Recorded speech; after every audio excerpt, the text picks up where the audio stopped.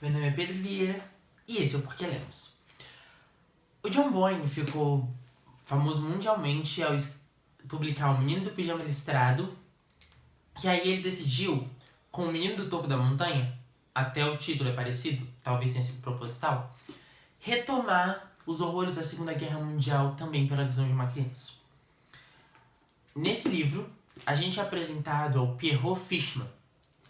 Ele é um menininho parisiense, de mãe francesa e pai alemão, que é muito dócil, muito gentil. Ele tem um melhor amigo que é surdo-mudo, chamado Anshwell, e esse menino é judeu. Por ser ali, no período pré-Segunda Guerra Mundial, que é quando o livro começa, a gente tem um antissemitismo muito intenso. Tanto contra esse menino, quanto o menino que ele conhece depois que os pais dele morrem, ele é mandado para um orfanato chamado Hugo. São vários os tons antissemitas que a gente vai tendo bem de levinho ali no livro. Nesse orfanato, a tia dele chega ao conhecimento de que ele está vivo e que os pais dele morreram. Então ela decide levar ele para morar com ela, já que eles são família e ela é a última parente viva. Ele vai morar com essa tia na Alemanha. Ela é governanta de uma casa, de um homem muito importante, mas ele não sabe quem é. Chegando na casa, eles mudam o nome dele de Pierrot para Pieter, alegando que Pierrot é um nome muito francês e que o dono da casa não ia gostar. Alguns dias depois dele ter chegado, a gente finalmente chega a conhecer esse dono e a gente entende qual é a casa. A casa é o Berghof e o dono, Adolf Hitler. O menino se torna super amigo de Hitler, o que você pode imaginar que não é assim a melhor das companhias. Ele chega mesmo a descobrir que a tia está tramando o assassinato de Hitler num dos vários atentados que ocorreram contra a vida dele, e ele alerta Hitler. Inocentemente, porque Hitler era o grande amigo dele e ele não queria que estivesse mal. Hitler então mata a mãe. Hitler então mata a tia dele, assim como o namorado dela, que também estava envolvido. Depois disso, o Pierrot tem uma frase muito impactante do livro, que embora todo mundo chamasse ele de Pieter, ele ainda pensava em si mesmo como Pierrot. E o narrador do livro diz: naquela noite, Pierrot se deitou, mas foi Pierre quem levantou. A gente tem mais de uma vez um crossover, por assim dizer, com os personagens do Menino do Pijama Listrado. No trem que ele pega para ir para Alemanha, ele encontra eles numa estação, todos os quatro, o pai, a mãe, a Lisa e o Bruno, nessa casa. E ele vive ali meio que isolado do mundo, meio sem ninguém para controlar, ainda mais depois que a tia dele morre. Ele vira um reizinho na casa, uma criança muito ruim, que fica mandando e desmandando conforme o seu bem-querer. Nenhum dos trabalhadores da casa realmente gosta dele e alguns até têm medo da influência que o menino pode ter. Ele vai crescendo, o livro começa com ele tendo 7 anos, vai mais ou menos ali até os 16. E Hitler dá uma festa, no caso a Eva, né, a amante de Hitler dá uma festa, e ele decide convidar a garota que ele gosta da escola para essa festa. A menina, embora ele seja muito inocente, ele não tem muitas habilidades sociais, a gente consegue perceber que ela não concorda com o que Hitler faz, com o governo hitlerista. Ela faz vários comentários sutis contra ele que o próprio Pieter não percebe.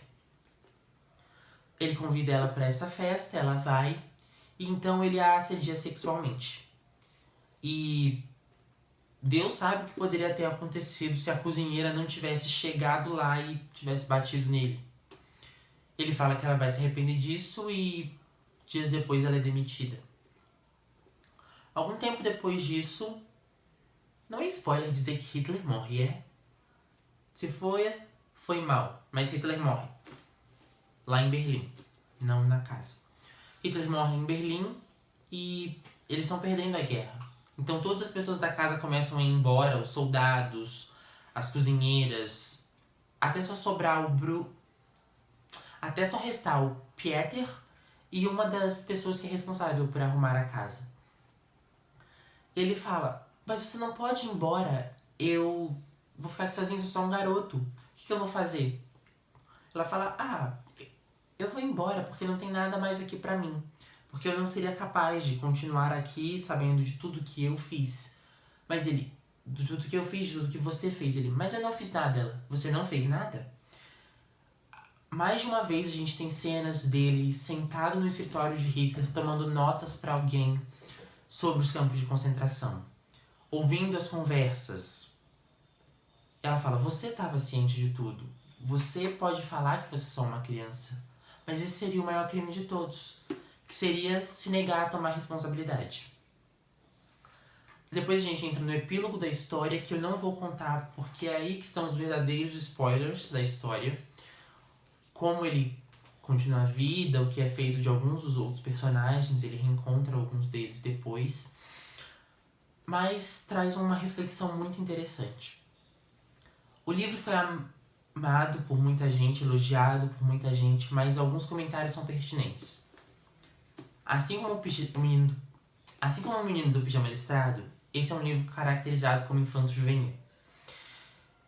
E a gente tem vários pontos que a gente pode ver que o autor ele suaviza muito. Os próprios campos de concentração, eles são tratados de maneiras quase banal dentro do livro.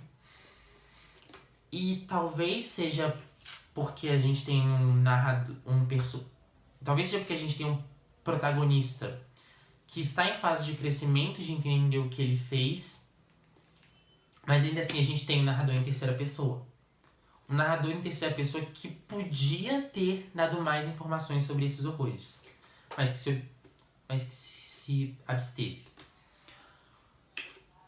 Talvez o John Boyne não é historiador, mas talvez ele pudesse ter feito um pouco mais de pesquisa a fundo para talvez explicar melhor, talvez simplesmente não ter mantido a cena.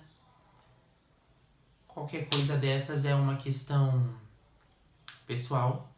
Eu vou deixar o link lá embaixo da Amazon, se você sentir interesse em comprar o livro, tanto a versão física quanto a versão Kindle. Também gostaria de pedir que vocês se inscrevam no meu canal, que você compartilhe com os amigos, ative os sininhos e que dê like, por favor. E é isso. Tchau.